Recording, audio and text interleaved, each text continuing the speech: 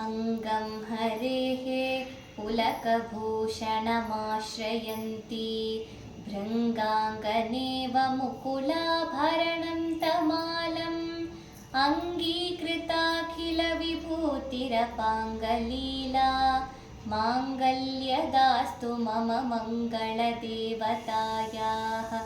मुग्धा मुहुर्विदधति वदने मुरारेः प्रेमत्रपाप्रणिहितानि गतागतानि मालादृशोर्मधुकरीव महोत्पलेया सा मे श्रियं दिशतु सागर सम्भवायाः। आमीलिताक्षमधिगम्य मुदा मुकुन्दम् आनन्दकन्दमनिमेषमनङ्गतन्त्रम् आकेकरस्थितकनीनिकपक्ष्मनेत्रम् हूत्यै भवेन्मम भुजङ्गशयाङ्गनायाः। बाह्वन्तरे मधुजितश्रितकौस्तुभेया हारावलीव हरिनीलमयी विभाति कामप्रदा भगवतोऽपि कटाक्षमाला। कल्याणमावहतु मे कमलालयायाः कालाम्बुदाळिललितोरसिकैटभारेः धाराधरे स्फुरति या तटिदङ्गनेवा मातुः समस्तजगता महनीयमूर्तिः भद्राणि मे दिशतु भार्गवनन्दनायाः।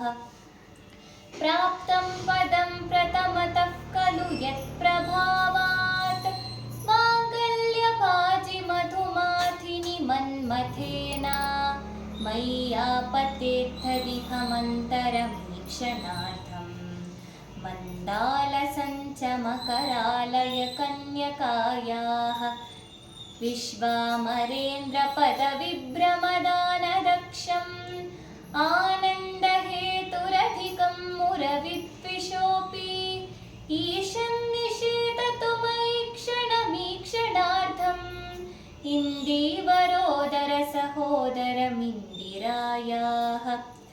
इष्टाविशिष्टमतयोऽपि ययातयात्र दृष्ट्या त्रिविष्टपपदं सुलभं लभन्ते दृष्टिः प्रहृष्टकमलोदर दीप्तिरेष्टां पुष्टिं कृषिष्ट मम पुष्करविष्टरायाः।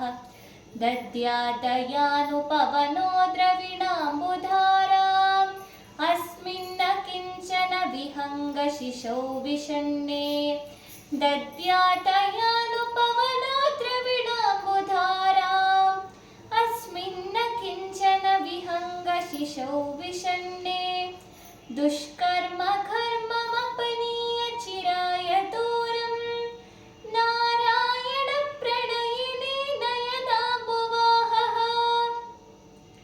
गीर्देवतेति गरुडध्वज सुन्दरेति शाकम्भरेति शशिशेखरवल्लभेति सृष्टिस्थितिप्रलयकेलिषु संस्थितायै तस्यै नमस्त्रिभुवनैकगुरोस्तरुण्यै। श्रुत्यै नमोऽस्तु शुभकर्मफलप्रसूत्यै रत्यै नमोऽस्तु रमणीयगुणार्णवायै। शक्त्यै नमोऽस्तु शतपत्रनिकेतनायै पुष्ट्यै नमोऽस्तु पुरुषोत्तमवल्लभायै। नमोऽस्तु नालीकनिभाननायै नमोऽस्तु दुग्धोदधिजन्मभूम्यै नमोऽस्तु सोमामृतसोदरायै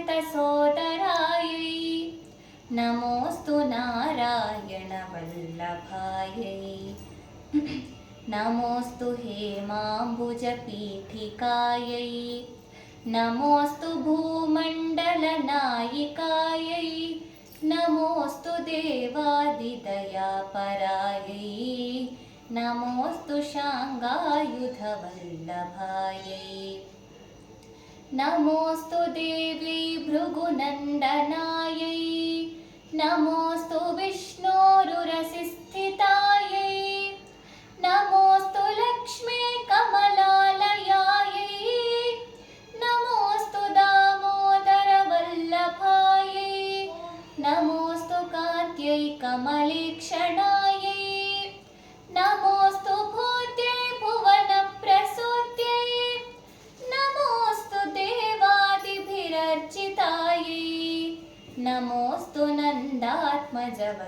वल्लभायै सम्पत्कराणि सकलेन्द्रियनन्दनानि साम्राज्यदानविभवानि सरोरुहाक्षि त्वद्वन्दनानि दुरितोद्धरणोद्यतानि मामेव मातरनिशं कलयन्तु मान्ये यत्कटाक्षसमुपासनाविधिः सेवकस्य सकलार्थसम्पदः सन्तनोति वचनाङ्गमानसैः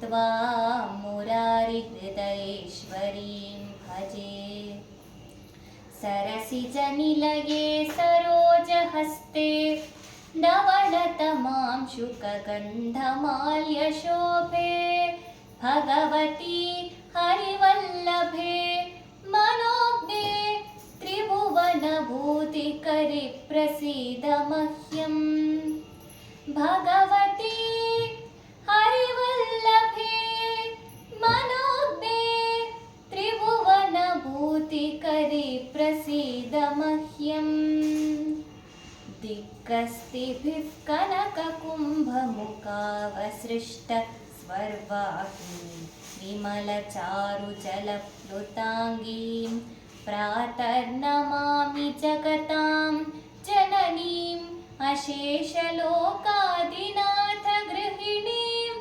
अमृताब्धिपुत्रीं कमले कमलाक्षवल्लभे त्वं करुणापूरतरङ्गितैरपाङ्गैः अवलोकय माम् अकिञ्चनानां प्रथमं पात्रम् अकृत्रिमम्